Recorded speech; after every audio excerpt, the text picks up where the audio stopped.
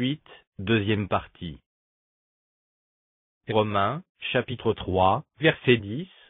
Il n'y a pas de juste, non pas même un seul. Romains, chapitre 3, verset 23. Car tous ont péché, c'est-à-dire que tous ont fait le mal, et n'atteignent pas à la gloire de Dieu. Ésaïe, chapitre 59, verset 2. Ce sont vos péchés qui mettent une séparation entre vous et votre Dieu.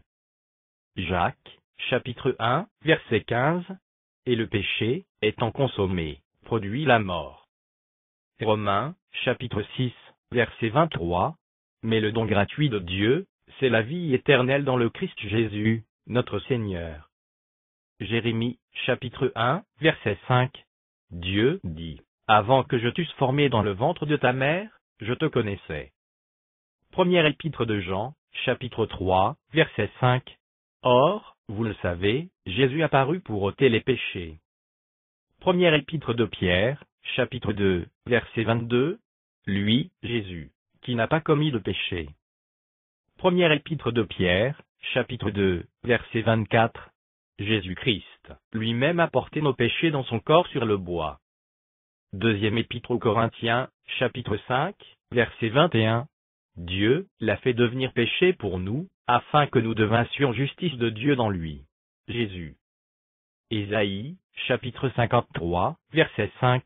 Le châtiment qui nous donne la paix a été sur lui. Romains, chapitre 6, verset 23.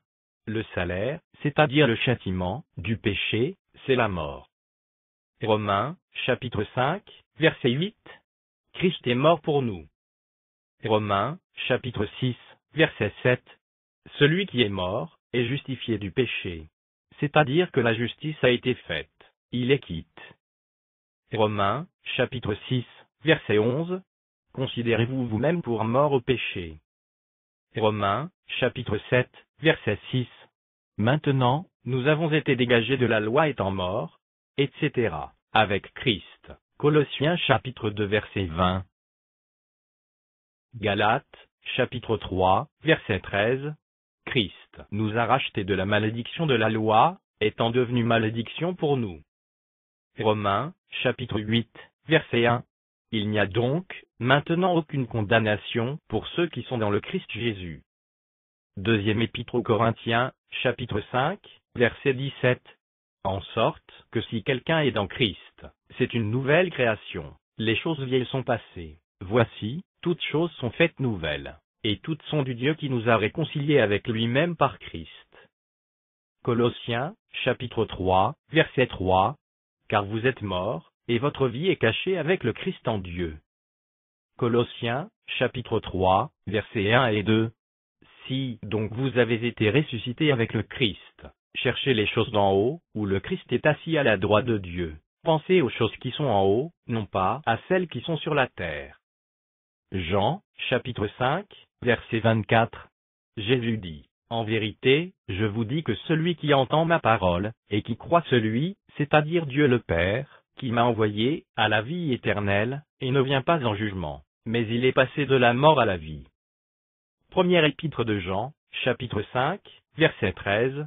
L'apôtre Jean dit, « Je vous ai écrit ces choses, afin que vous sachiez que vous avez la vie éternelle, vous qui croyez au nom du Fils de Dieu. » Jean, chapitre 13, verset 34.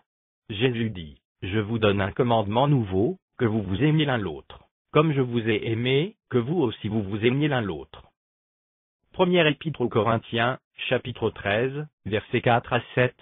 L'amour est patient, il est plein de bonté. L'amour n'est pas envieux, l'amour ne se vante pas, il ne se gonfle pas d'orgueil, il ne fait rien de malhonnête, il ne cherche pas son propre intérêt, il ne s'irrite pas, il ne tient pas compte du mal subi, il ne se réjouit pas de l'injustice, mais se réjouit avec la vérité. Il excuse tout, croit tout, espère tout, supporte tout. Romains, chapitre 13, verset 10. L'amour ne fait pas de mal au prochain. L'amour, donc, est la somme de la loi. Jean, chapitre 15, verset 5. Jésus dit, « Sans moi vous ne pouvez rien faire. » Première épître de Jean, chapitre 4, verset 7.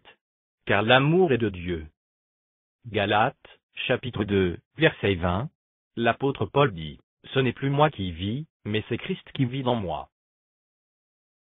Donc, en résumé, la volonté de Dieu est de se repentir de notre vie de péché vécue sans lui, et se convertir à lui, en lui demandant de nous pardonner tout le mal que nous avons fait dans notre vie, afin de recevoir à l'intérieur de nous la vérité que Jésus-Christ est mort à notre place en portant sur lui les souffrances et la peine de mort que nous méritions. Comprendre par l'Esprit de Dieu la vérité de sa mort, c'est le pardon de Dieu.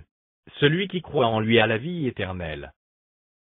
Ensuite, en lisant les Écritures dans la Bible, nous connaîtrons plus sa volonté pour nous, afin de lui obéir avec l'aide de son Esprit Saint, qu'il donne à ses enfants nouveaux convertis. Il est bien de fréquenter de vrais chrétiens qui suivent ce même Seigneur. Que Dieu vous bénisse. Fin de l'étude, écrit par Raymond Houle. La permission vous est accordée de copier et de distribuer la totalité de cet enseignement, soit par écrit, soit par fichier son, à condition que ce soit à but non lucratif. Pour d'autres enseignements, veuillez visiter le site internet www.biblefrw.net ou www.bible.mu.